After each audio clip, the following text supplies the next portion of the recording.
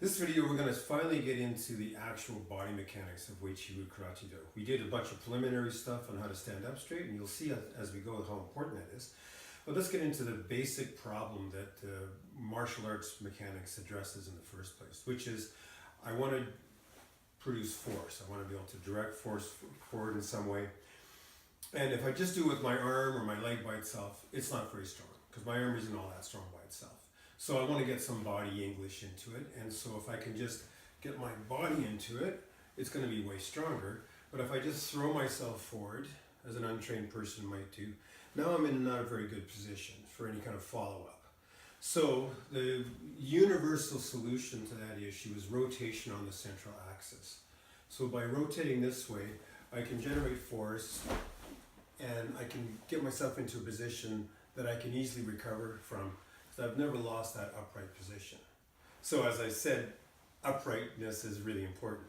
Now all of that happens in the context of the specific stances of a martial arts practice. In Uechi Ryu, our primary stance is the Sanchin stance.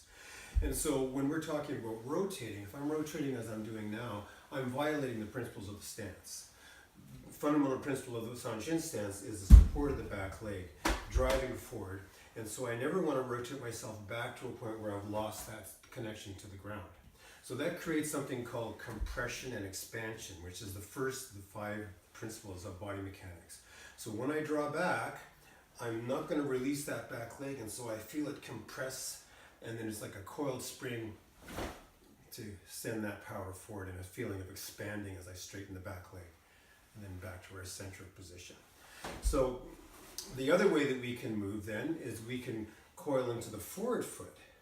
And this is called coiling, and it feels quite different from compressing the back leg because we're actually taking compression into the back leg, but in this more circular way, and it really lends itself to circular type movements. So we coil and uncoil and back. Compression and expansion, coiling and uncoiling. See you in the next video, and see you in class.